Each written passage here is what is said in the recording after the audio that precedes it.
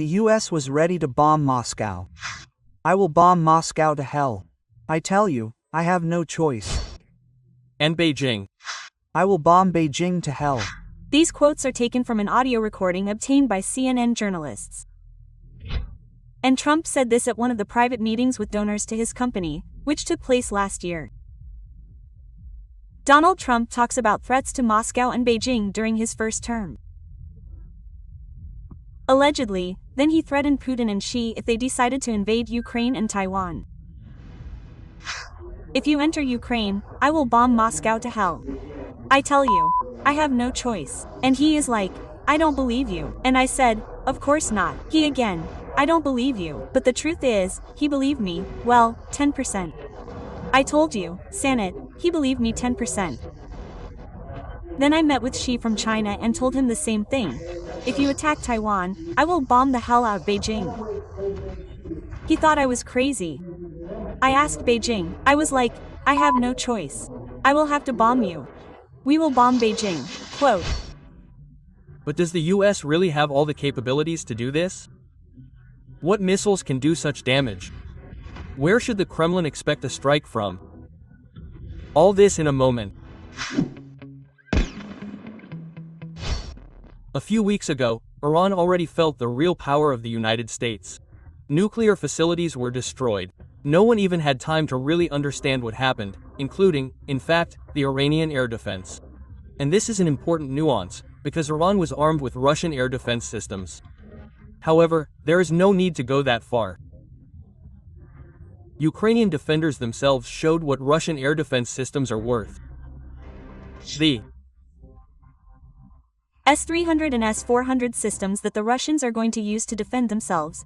They let through all of this ballistics and cruise missiles, as our attacks in Crimea and in the near 300-kilometer zone to the line of combat engagement have shown. No, the Russians don't have reliable ways to protect their airspace. But the United States certainly has weapons for attack. But wait, don't think about the Tomahawks. At the first stage of this operation, completely different weapons will be used. There are HARM-88 missiles that destroy all radars. And after that, simply destroying the launchers is a matter of time. And thus, a corridor is broken through. HARM is an abbreviation. It means high-speed anti-radar missile. It was accepted into service in 1983. And the name itself, in fact, indicates the main task of the missile. That is, if the US wanted to bomb Moscow, they would first destroy the anti-aircraft missile systems and radar stations. And then Tomahawk missiles could enter this corridor without any restrictions. Tomahawks are one of the main prides of the Americans and one of the greatest fears of the Russians. Although, to be fair, it should be noted that they were afraid of them back in the USSR. This cruise missile was accepted into service in 1983 and was an important element in deterring potential aggression by the Russians. Previously, the first versions of Tomahawks had a range of 2,500 kilometers. Then, when it became clear that no one needed such ranges, they came to the conclusion that it was enough to make the range 1,600 kilometers and simply increase the warhead. And there are completely different configurations of the Tomahawk missile, which allow you to assemble, well, virtually any version of a modern means of destruction in the form of a warhead. And from well, there is a whole range there. This is a fairly heavy cruise missile. And it cannot be said that the Americans do not use Tomahawks. This weapon was used in many operations. In combat conditions, the Americans used more than 2,000 missiles. That is, if they attack, then not one or two missiles fly at the enemy, but dozens. But this is not all the capabilities of the United States. Also, in the event of an attack on Moscow, Washington could attack the Russian capital with aircraft missiles. If they're from the air, then Jazz 158 and which fly there at 1,000 kilometers. The Missiles are designed to destroy important, highly protected, stationary and moving targets in any weather and at any time of day. Old versions of this weapon fly approximately 370 kilometers. But the modernized missile Jazz-IR can attack at a distance of more than 800 kilometers.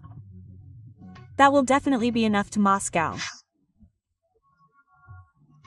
The first wave, which gives an aggressive opportunity for aggressive entry, suppression of command posts, communication points, all sorts of different military facilities, arsenals, yes, that's the first wave, because then the next one is finishing off. Finishing off is already being done with the help of various GBU bombs, which work very precisely and already locally finish off some pockets of resistance there.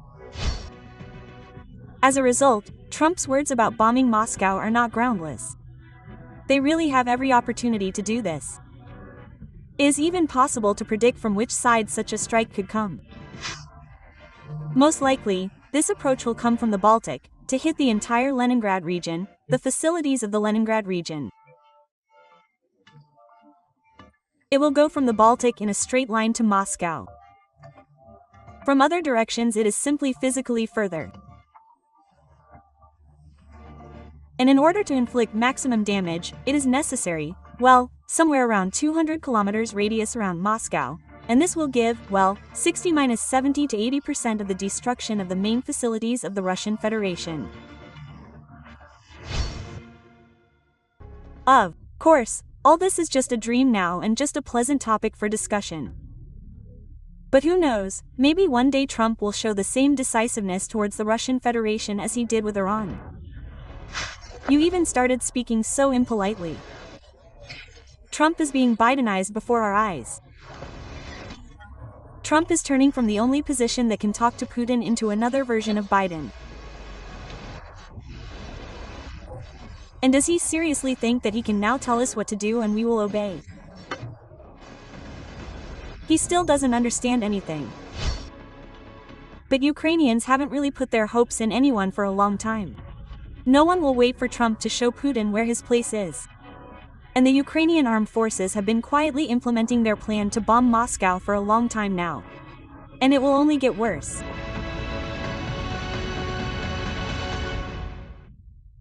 Do you think Trump really threatened Moscow and Beijing, or was the American president just showing off in front of his donors?